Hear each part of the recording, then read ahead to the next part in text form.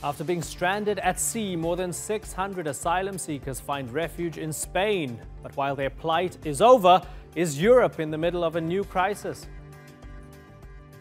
I'm Imran Gata, and today's newsmakers are the passengers from the Aquarius.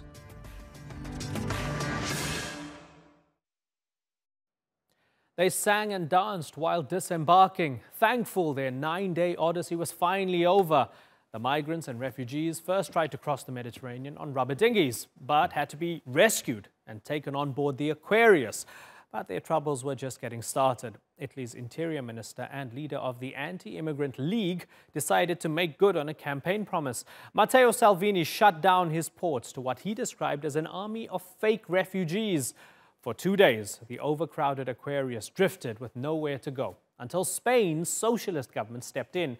The ordeal has split Europe into two camps. On one side are those who condemn Salvini. That would be France, Spain, Germany, and the UN Migration Agency. On the other is much of Eastern Europe, which has also shut down its borders. With more on this new chapter of Europe's refugee crisis, here's Natalie Perhonen.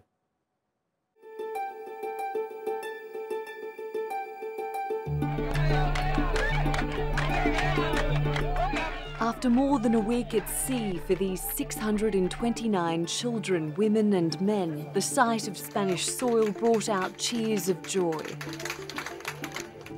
They had made it to land and to safety. And they will now begin the process of applying for asylum in Spain. It's not the first time this year refugees have attempted to reach the EU from Northern Africa by sea. But it is the first time in 2018 that an EU nation had refused to allow a boat of refugees to dock. On the evening of June 9, the rescue ship Aquarius picked up people who were stranded at sea off the Libyan coast. It was directed by Italian authorities to take on board others who had been rescued by Italian ships on the same day. The Aquarius then made its way to Italy, but the Italian government refused to take them in, suggesting Malta as an alternative destination. Malta refused, and the ship was left to stay at sea. The Spanish government stepped in and offered the port of Valencia as safe harbour for the Aquarius and 2 other ships carrying refugees. This was the response from Italy's Interior Minister, Matteo Salvini. Victory! 629 immigrants aboard the ship Aquarius headed for Spain. Primary goal achieved. The International Convention for the Safety of Life at Sea means that any ship learning of a distress signal must give help. The country responsible for operations in that area has primary responsibility for those rescued. Italy had that responsibility because it was coordinating the rescue mission. But has it now set a precedent which will affect the lives of those who try to reach the EU by sea?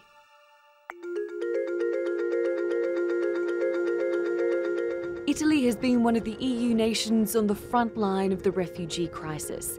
It's taken in about 640,000 since 2014.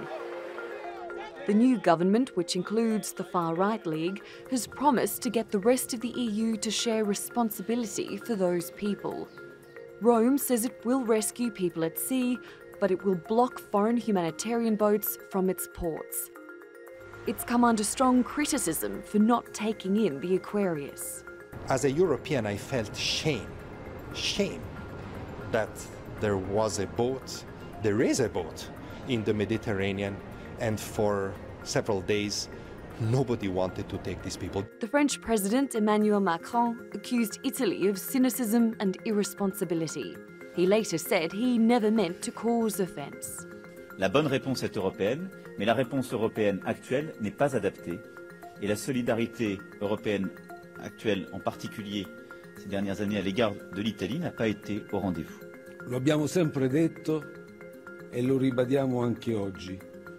Il regolamento di Dublino deve cambiare. Under the Dublin system, the first EU country an asylum seeker enters is responsible for processing their claim. At the EU summit at the end of June, asylum reform will be on the table. So will the bloc's leaders be able to deliver a breakthrough, or will the fate of refugees heading for Europe be left adrift. Natalie Pohonen, The Newsmakers.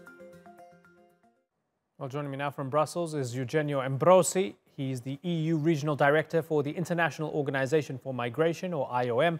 In Rome, Marco Cecchini. He's a former spokesman for the Italian Economy and Finance Ministry. And in Berlin, we have Georg Pazderski. He's the Deputy Federal Chairman of the Alternative for Germany Party, or AfD. Gentlemen, thanks so much for joining us. Marco Cecchini, let me begin with you. As the Italian on the panel, was Italy right to reject those migrants and say, not our problem, you cannot disembark here? I think that the move of the Italian Interior Minister Salvini was right in the sense that it obtained the result of moving the waters in Europe and putting all the European partners in front of the reality of enormous immigration inflows all over in Europe.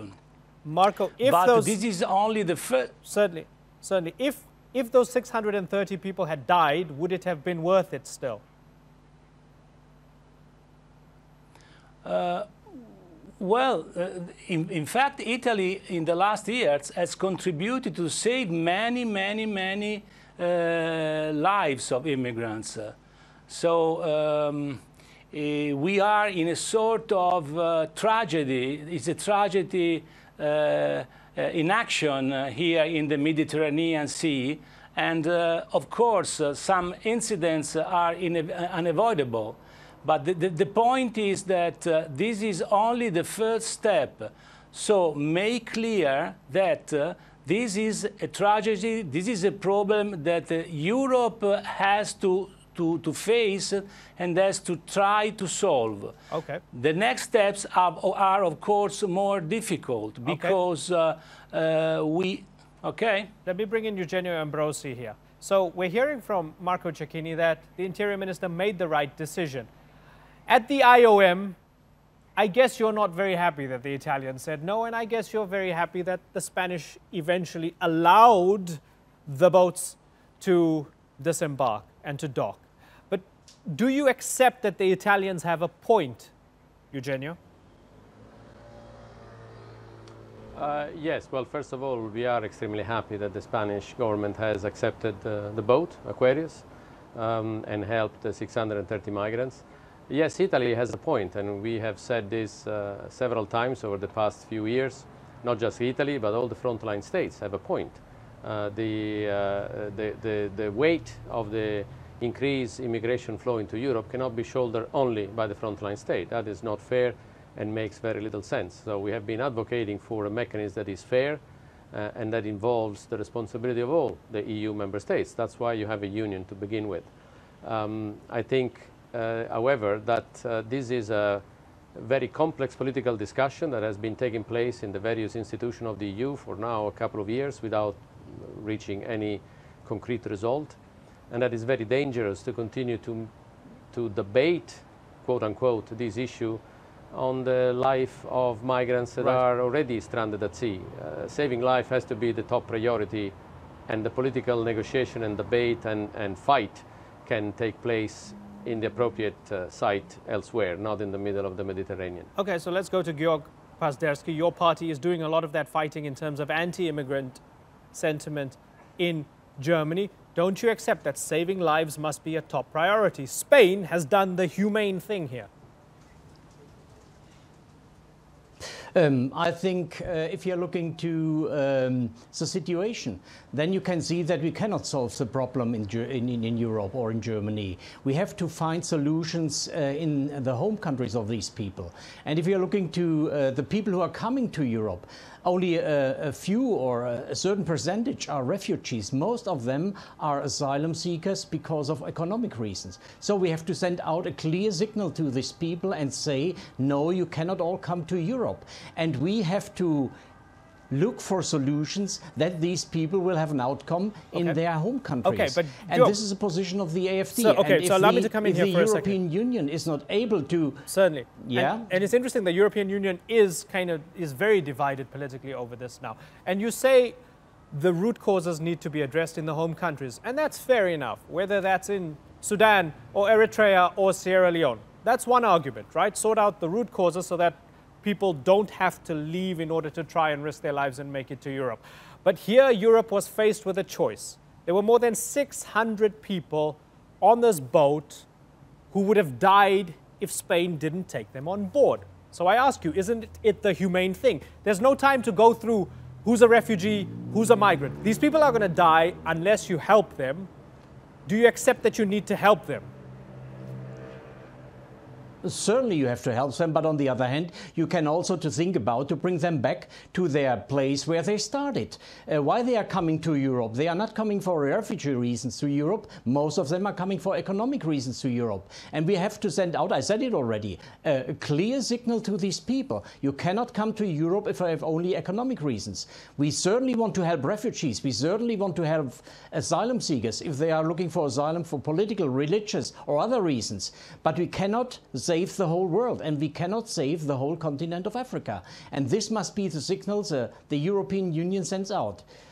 Marco Cecchini, the French President Emmanuel Macron, accused the Italian government of, quote, cynicism and irresponsibility for refusing to take Aquarius. How do you feel about that?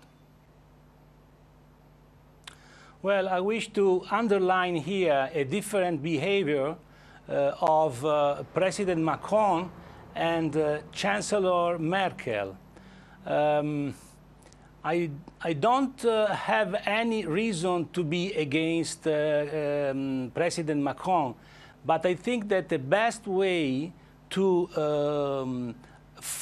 face this problem of migration in Europe is to collaborate and not to create more tensions between partners. So I underline that the German government didn't make any comment even on the creation of a new government in Italy.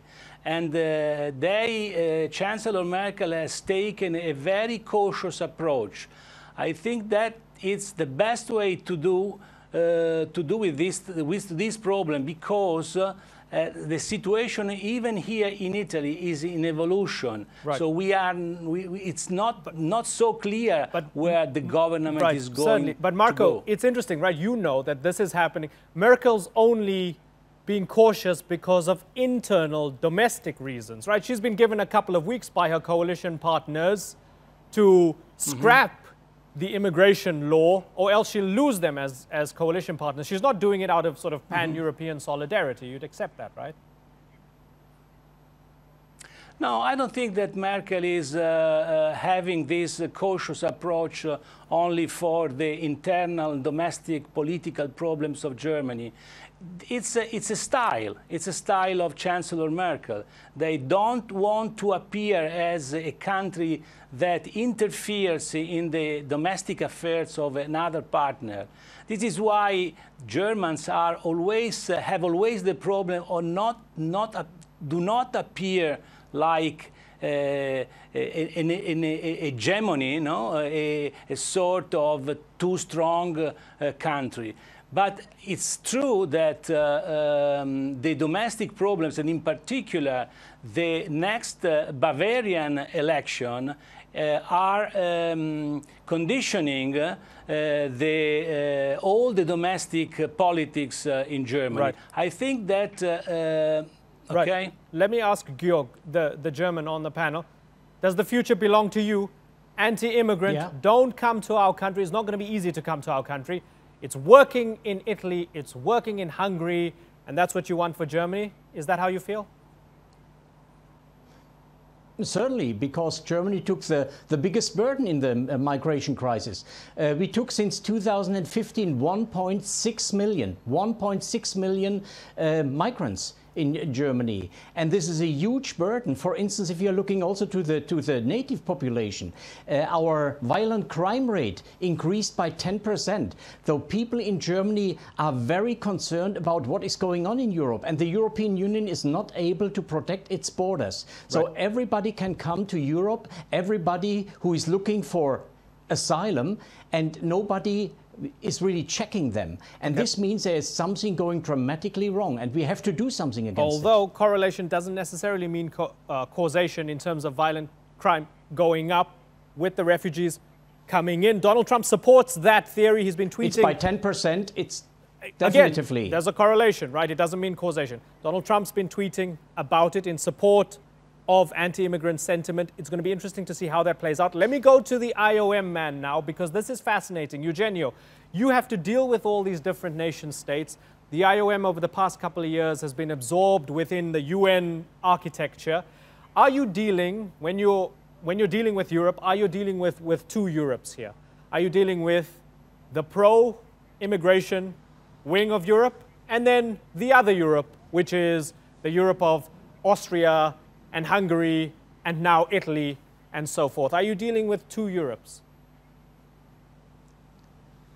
Well, we are dealing with all the European member states that are also IOM member states. So, of course, we are dealing with the various policy and approach to this issue that the various member states or group of member states have within Europe, and, of course, also outside Europe. Our role, I think, is to try to find a proper balancing point between the various approach and the various vision. And to do that, I think it's important to look at facts, to try to clarify the issue as much as possible, to remind everybody in Europe, but also elsewhere in the world, that first of all, the majority of migration doesn't come towards Europe.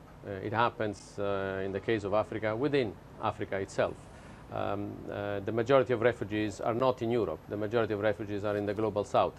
So no, we are not shouldering the problem of the world here in Europe. We are shouldering a significant part in certain countries and less significant in other countries. The challenge here is to find a way for Europe to actually act as a union and not to deviate the problem that we are having in the EU to find a common way of acting on these issues on the victims themselves, the migrants in the middle of the sea. Eugenio? Yes, it's true that if it the allow me to refugee ask you, needs to be protected and the other one returned. Sorry? If it allow me to ask you very directly, Georg says migrants cause crime. Is that true? No, there is no real correlation that has been proven between the two. If you look, for example, at the case of Italy, migration has increased in the last 3 years, but crime indicators have gone down. So in other countries might be different, but I don't think there has been any scientific proof that the increase in criminality is directly correlated to migration. The majority, if not all, the terrorist acts that we have had in Europe have been carried out by European citizens, not by people coming from abroad. This is a link that so far has not been proven. Okay, and I wish we had more time because the two of you could debate that, but I want to wrap this up with Marco now. Marco, I guess in the final analysis, let me ask you if what Salvini did is essentially populist and democratic. It's what the Italian people want. Is that true? Yes, it's what the Italian people want. And right now, the last survey is indicating that, for example, that the Salvini party has overcome the five-star party. That is what Italians want for only one reason. That is that Italy has an emergency that consists in its incapacity of managing the center of where the immigrants are received. So, and this inefficiency has a result that hundreds of immigrants at the end stay just in front of a railway station or in the squares doing nothing.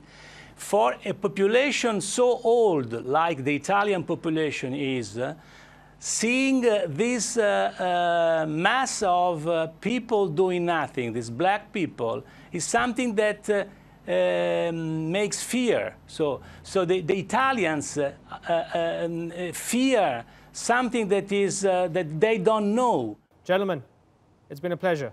Georg Pazderski, Eugenio Ambrosi, and Marco Cecchini, thanks for joining us. You are welcome.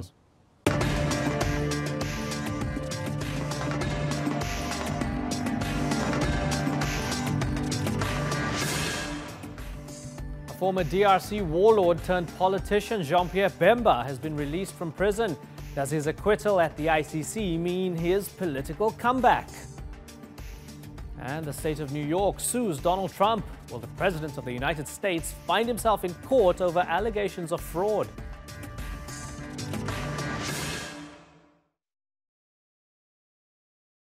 Former warlord turned DRC Vice President Jean-Pierre Bemba spent the past decade behind bars. That ended last week when the International Criminal Court issued a shock ruling that overturned his 2016 conviction on war crimes. Amnesty International called it a huge blow to the victims of his alleged campaign of rape and sexual violence. Now some of his supporters hope he'll make a political comeback. So what does this mean for Bemba's future? And what precedent does it set for other ICC verdicts? Christine Provalakis reports.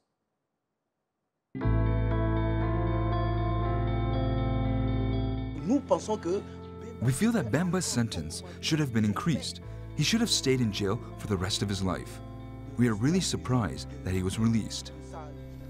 Former Congolese Vice President Jean-Pierre Bemba has been released from prison by the court that found him guilty on charges of war crimes and crimes against humanity.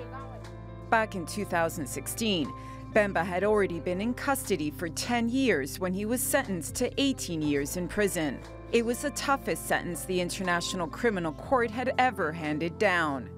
He was accused of planning the rape and murder of civilians in Central African Republic by militiamen he sent in 2002.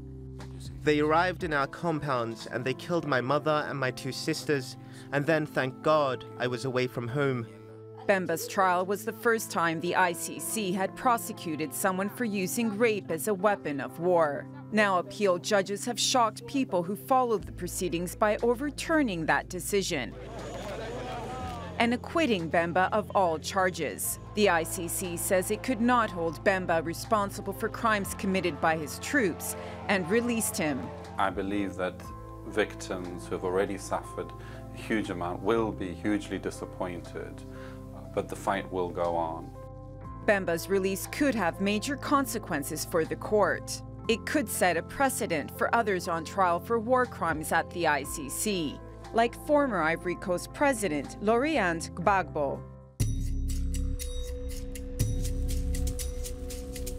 Bemba's private army was called the Movement for the Liberation of the Congo. In 2002, he sent them into Central African Republic to help put down a coup against President Ange Félix Pataché.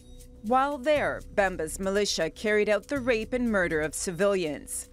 But the ICC says that because Bemba was not in the country at the time, he did not have control of the rebel troops. Victims of Bemba's militia in Central African Republic say they're horrified he's been released. For me, Bemba's acquittal is tragic. It's really disheartening. It's a real loss. Bemba committed various crimes, killed, looted, and plundered from us. The number of victims of Bemba's militia is estimated to be 5,000, according to the Worldwide Movement for Human Rights. When they arrived, they raped my daughter. I started crying, and others came and raped me. When my husband interposed, they killed him. In Democratic Republic of Congo, Bemba's supporters celebrated his acquittal. I cry with joy because Jean-Pierre Bemba was a dead man. He's just been resurrected. The Congolese will go to the polls to elect a new president in December. And with President Joseph Kabila announcing that he would not seek a third mandate, could Bemba's release mean his re-entry into Congolese politics? Christine Provalakis, The Newsmakers. Well, to discuss this, I'm joined by the spokesman for the International Criminal Court, Fadi Al-Abdallah. In London, we have the founder of Save the Congo, Vava Tampa. And in Washington, D.C., Herman J. Cohen. He's a former U.S. ambassador and Assistant Secretary of State for African Affairs. Gentlemen, thanks so much for joining us. Fadi Al-Abdallah, let me begin with you. Bemba acquitted on appeal. Has justice been served? Yes, it is the role of the appeals chamber to ensure the correct application of the correct standards and to establish what should be the interpretation of the legal rules. So it's perfectly normal, and it's actually part of the guarantees for the fairness of the trials that a second degree, which is the appeals chamber, conducts properly its work. And Fadi, for those who look at it and they go 5 counts of war crimes, crimes against humanity, including ordering mass rape by a private army, looting, murder. How do you go from that to being set free? What on earth was going on? How bad was the initial case, or did new evidence come to light? Well, the question is not about the crimes themselves. No one is denying that crimes have happened. But the question is whether Mr. Bemba is responsible for it. And the responsibility of Mr. Bemba in the case was under what we call the commander's responsibility. So the question that was put first to the trial chamber and then to the appeals chamber is whether Mr. Bemba took all the necessary and reasonable measures to prevent or to punish the perpetrators that allegedly committed the crimes. So the evaluation of the trial chamber was that indeed Mr. Bemba did not take all the necessary and reasonable measures, while the appeals chamber found some errors in the reasoning of the trial chamber by saying that the trial chamber did not take into consideration certain important elements, like the fact that Mr. Bemba was in a different country than the troops, and that the troops that he asked the authorities of the Central African Republic to investigate these matters, and he took some measures in order to inquire about the crimes and so on. So the appeals chamber had a different interpretation and indicated that these elements should have been taken on board by the trial chamber. And since these errors have affected seriously the decision of the trial chamber, then it decided to reverse it and to enter an acquittal. So Vava Tampa, yes, those terrible things happened, unspeakable, horrible crimes, but according to the appeals chamber, it wasn't absolutely clear as to whether Bemba gave the orders or not, and that's why he must be a free man. You think, what about that? Well, I'll tell you what, I think Mr. Abdallah has left some of the truth out. What is absolutely true, what I absolutely agree, is the ICC is there to absolutely do justice. And what the appeal chamber said also is that what is absolutely true and factual is that those crimes were committed. However, the problem was, or the problem still is, that the chief prosecutor has failed to produce good enough evidence to convict Mr. Bemba beyond reasonable doubt. And that is a reflection not on the innocence or the guilt of Mr. Bemba, but on the failure of the ICC chief prosecutor. And it's because of that reason, and that chief reason alone, that some Congolese like me, are now calling on her to resign. I mean, your viewer would remember, this is not the first time that someone, an alleged war criminal, has been acquitted by the ICC. Mr. Bemba, I think, is the fourth. The wife of Laurent Gbagbo was acquitted. Uhuru Kenyatta, the charges against him were dropped. Another Congolese war criminal, Matthew Chui, was also acquitted. I mean, essentially, this reflects badly on the ways in which the chief prosecutor has been building cases to present to the ICC. And because those people have been acquitted, it means they can never be tried again on those those specific charges, which essentially means that victims have been denied justice. On those grounds, she cannot remain, she has to go. It's that clear. Okay, Herman Cohen, did they make the right decision at the appeals court? Well, I'm not a judge. I didn't read the evidence, but what I was thinking was whether or not he was guilty. He had already spent 10 years in custody, and I said that for the crime for which he was accused, I think 10 years was enough, because my interest was that he should return to Congo during a transition period.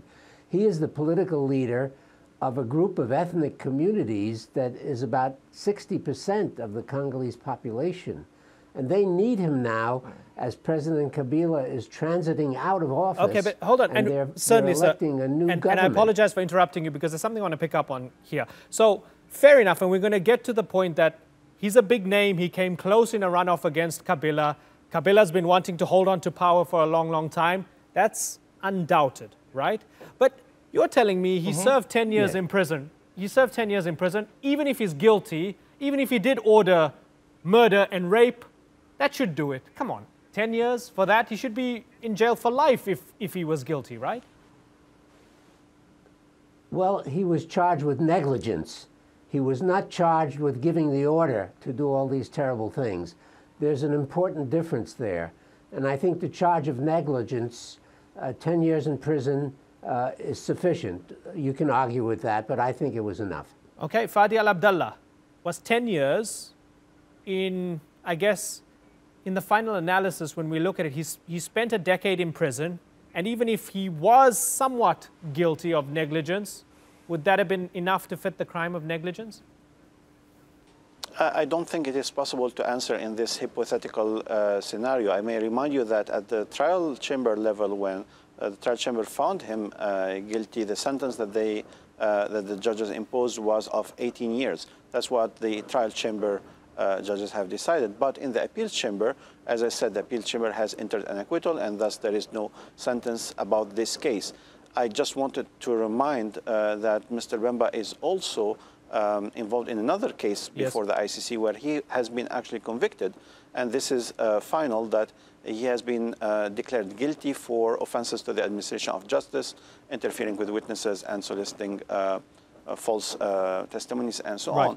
And this different case, as I said, it's final. We are just waiting for the sentence that can go up to 5 years and cannot go beyond that. Yes, so that separate case, convicted for bribing witnesses during his war crimes trial, and he's awaiting sentencing then. So, Fadi, let me ask you, in any way, is the credibility of the court in question when we look at it from the outside? Here's a guy who's convicted of bribing witnesses in the war crimes trial.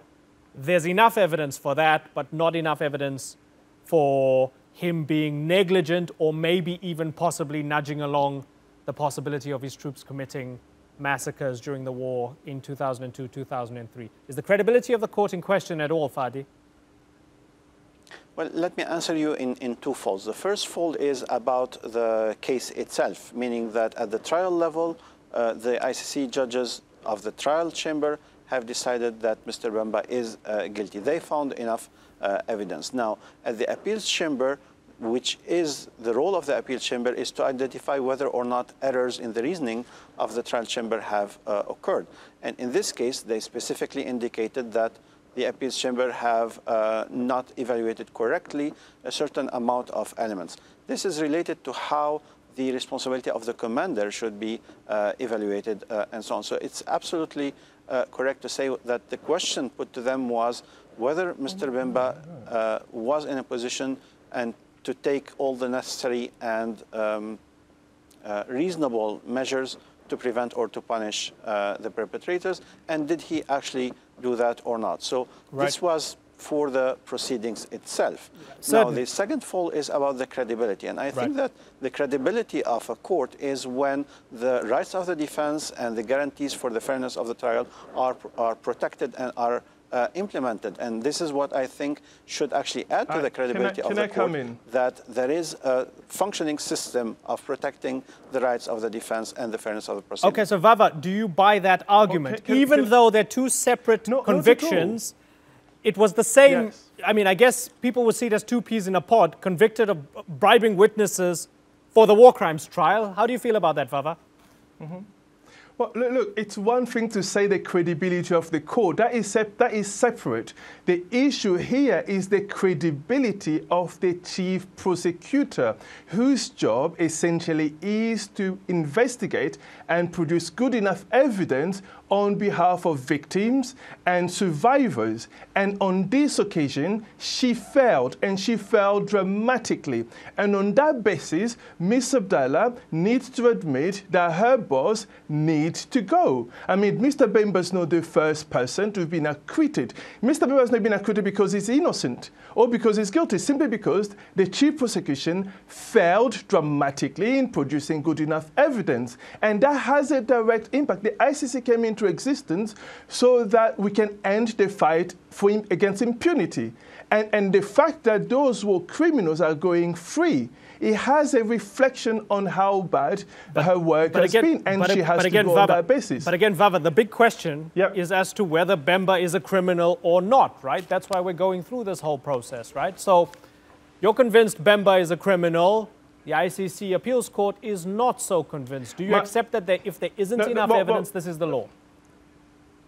Oh, no. Look, you know, the same way Ambassador Cohen said, I'm not a judge. But what is factual is that crimes were committed in Central Africa and crimes were committed in Congo. You need to remember that Congo was the first ICC investigations. Right. And Mr. Bemba were involved also in Congo. And there's been an investigation, an active investigation by the ICC for over 14 years. And the question is, how come, while Mr. Bemba was in prison for 10 years, that the ICC decided they would essentially sit on the evidence and not bring any charges against him on crimes committed in Congo? Vava, how come the evidence? Right. I mean, there are so many issues here. So Vava, let me pick up on one of those issues, the political issue and what's going on right now in the DRC.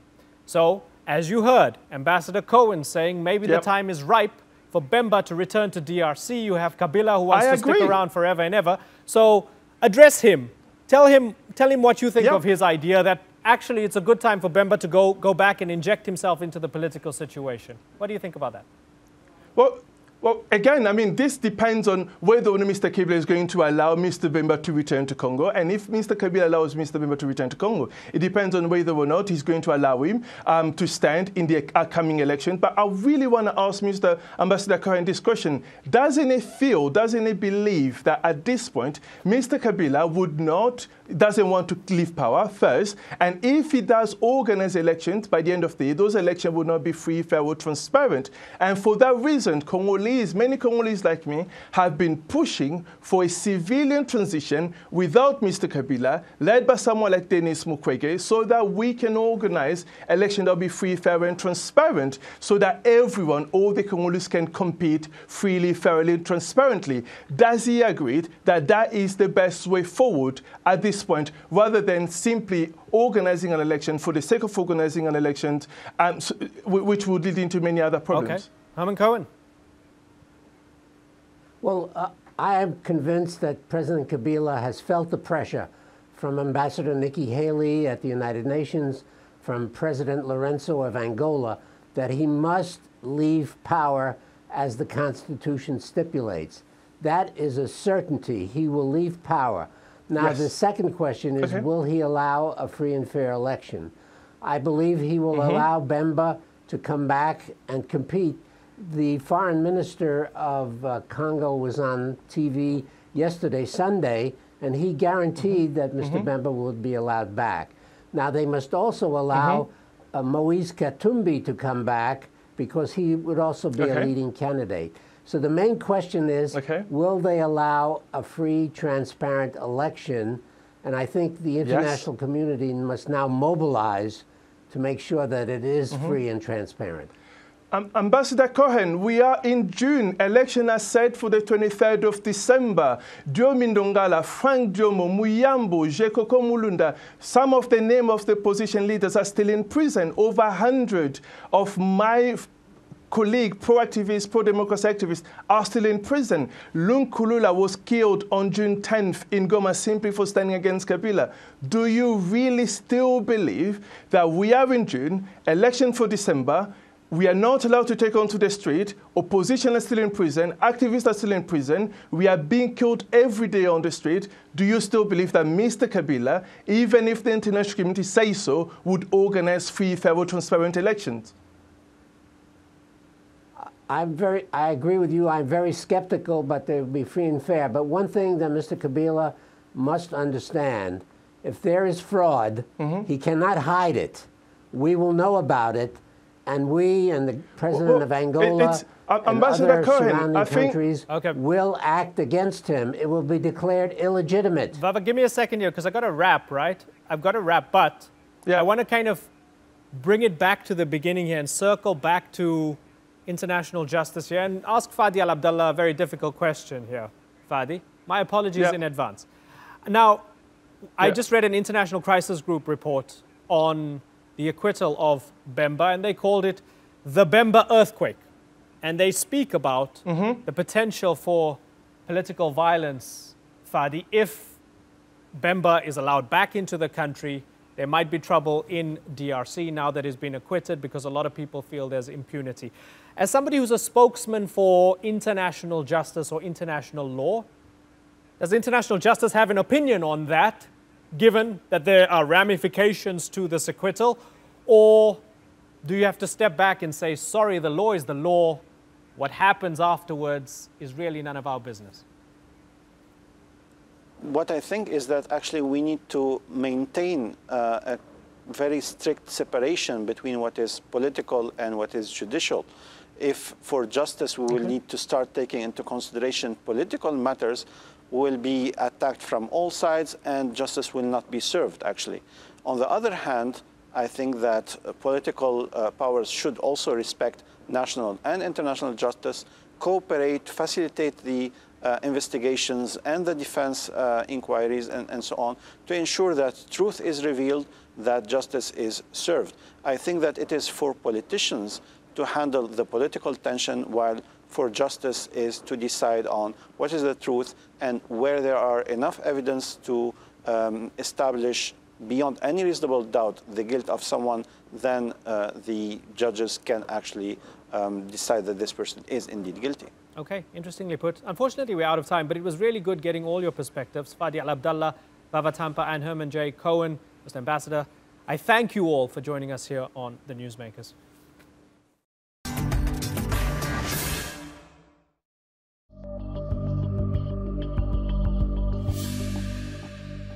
Previous New York AG, who was forced to retire in disgrace, made its stated mission to use this matter to advance its own political gain. And the current acting New York AG has stated that battling the White House is the most important job she's ever done. That sounds outrageously biased and certainly problematic and very concerning. The White House is on the defense after the state of New York sued U.S. President Donald Trump and his family for misusing charitable funds. The Trump Foundation is a private non-profit organization run by the president's eldest kids, Ivanka, Trump Jr. and Eric. Non-profits don't pay any taxes as long as they serve the public good. But New York's Attorney General says the Trumps have been using donations for personal use. If true, this would make the president guilty of breaking tax and campaign finance laws. Well, joining me now to discuss this from San Diego is former U.S. Deputy Assistant Attorney General Harry Litman. And in Singapore, we have Ross Feingold. He's the former chairman of Republicans Abroad in Asia. Gentlemen, thanks so much for joining us. Harry Litman, let me start with you. Do you think the New York Attorney General has a solid case against the Trumps? As best I can tell, she does. I've read the complaint. Of course, they're just allegations, but they were based on reporting that we've been hearing for a couple years, and they're it's very consistent with the public reporting about kind of stunning abuses by the supposed nonprofit foundation, which was run just as a kind of personal piggy bank for Trump, and including the use of expenditures that were basically for purposes of the campaign. Notwithstanding what you heard at the top from the White House press secretary, the acting AG is a highly respected career prosecutor, is not a politician, is not running for office, and has a very strong reputation of going by the merits. Okay, so Ross, 2-year-long investigation. They're looking at campaign finance law violations, self-dealing, illegal coordination with the presidential campaign, basically taking good money, well-intentioned money that was supposed to go for charity and using it for personal gain. Don't you think it's in everybody's interest for Trump to take this seriously and not to tweet about it saying these are sleazy New York Democrats who are after me, and maybe just to, you know, be a bit transparent here, and if it's proven true, to do something about it?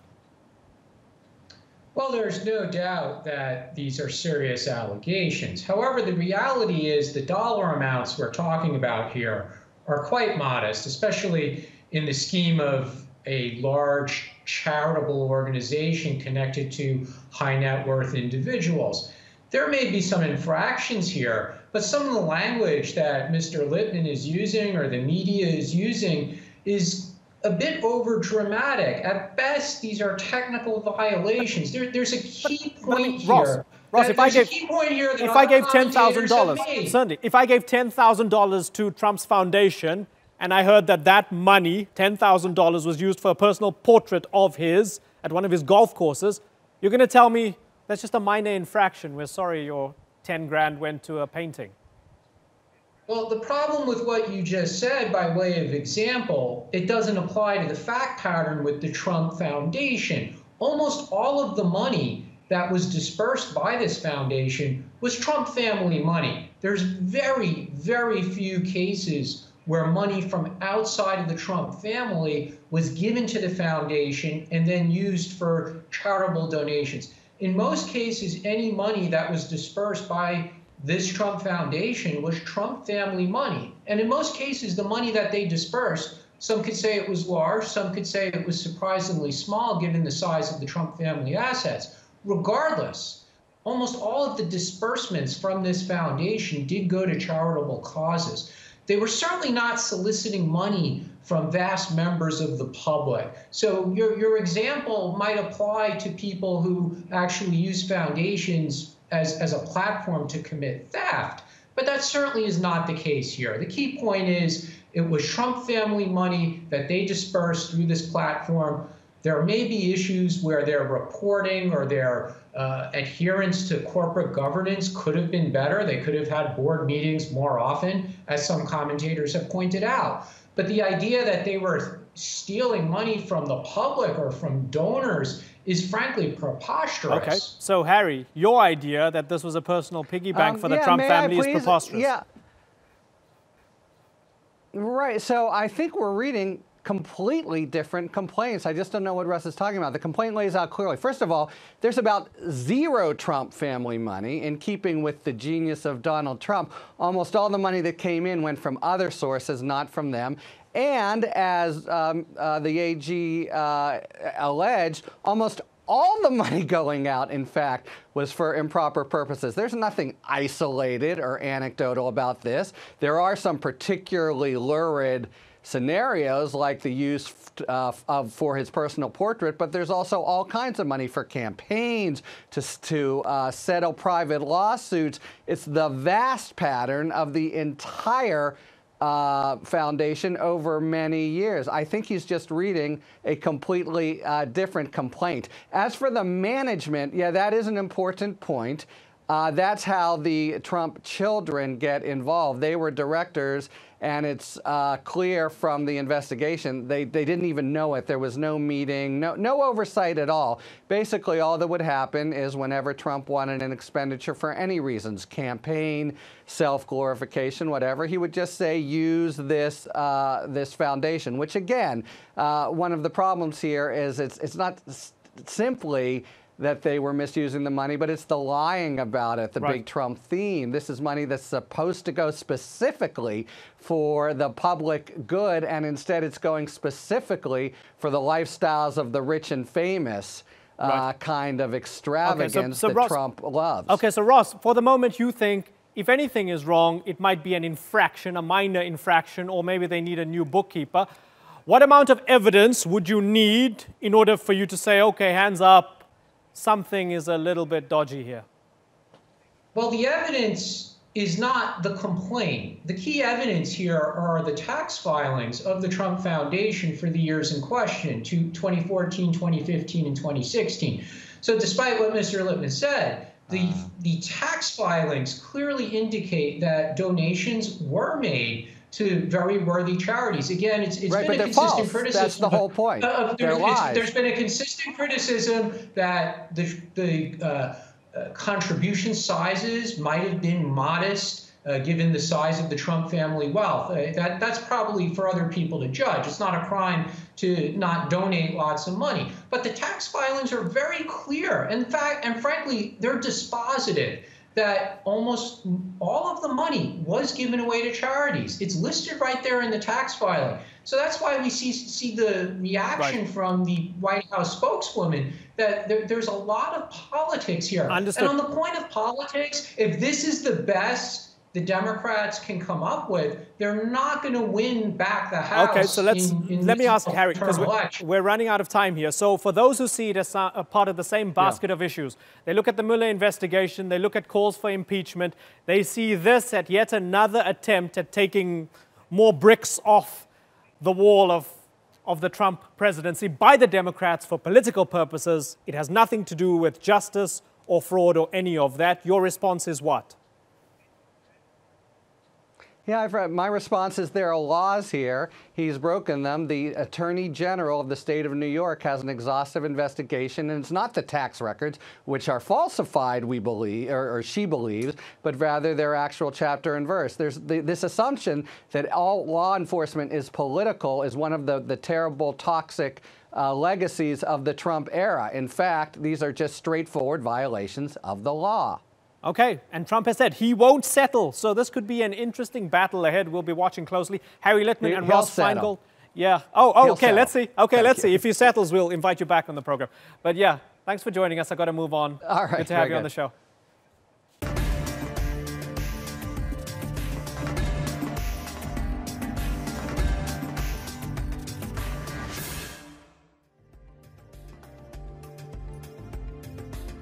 That's all for this edition of the Newsmakers with me, Imran Garta. You can check out more of our stories on YouTube, Facebook and Twitter. Remember to like, follow and subscribe. Next time, in the first part of our special coverage of the Turkish election, we ask if Turkey is on the path towards dictatorship. Until then, thank you for watching. Bye-bye.